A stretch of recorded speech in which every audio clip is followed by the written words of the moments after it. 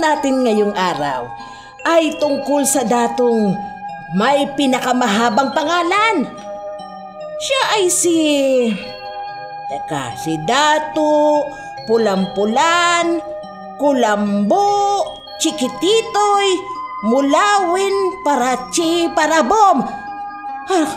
Ay nako, napakahaba.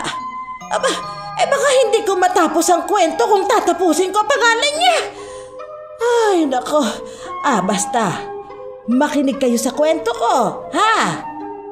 Simula na naman ng pista sa kaharian ng kakao. Ngunit hindi nagsasaya ang mga tao.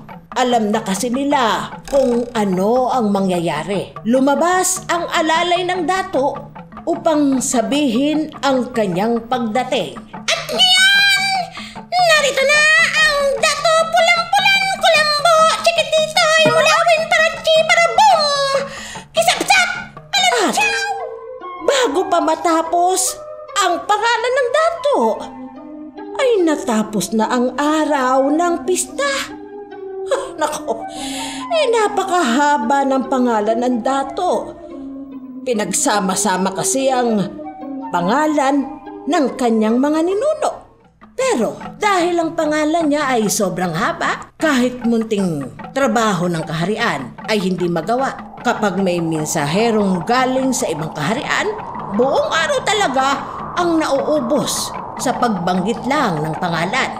Isang mensahe po para sa dato ng kaharian ng kakao kay Dato Pulampulan, Kulambo, Chikititoy, Mulawin, Parachi, Parabom, Kisapsap, Kalanchaw, Aludingning, Amihan, Balitaw-taw. Dahil ang pangalan ng dato ay sobrang haba, nakalimutan na ng mensahero ang dala niyang balita.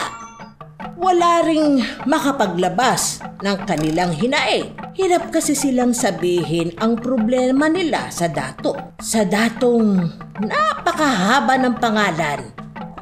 Pakinggan po ninyo ang aking hinaing.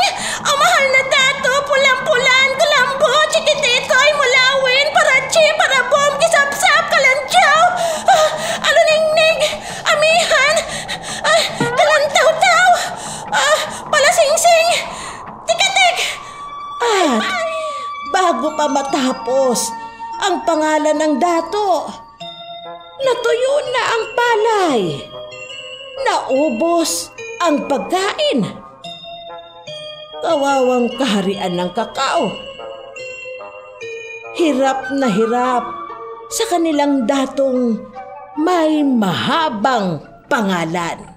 Naghihirap ang bayan dahil sa pangalan ko, sabi ng dato. Ano kaya ang gagawin ko? Ayoko namang itakwil ang aking pangalan. Ito ang pangalan ng aking pamilya. Isang araw, lumabas ang dato para sa isang parada. Isang bata ang tumawag sa kanya. At dahil hindi pa gaanong marunong magsalita, ito ang nasabi ng bata. Dato Palachibong! Dato Palachibong! Nagulat ang dato. Anong itinawag mo sa akin, munting bata? Nako, natigilan ang mga mamamayan.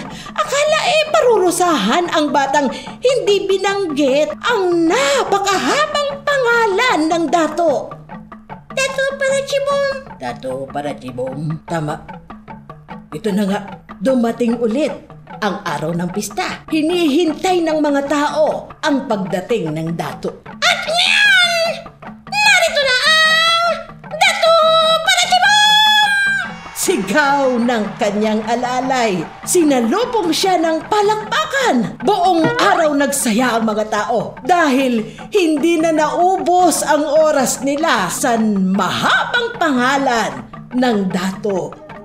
At yan ang kwento tungkol sa datong may pinakamahabang pangalan. Hanggang sa susunod na kwento. Paalam!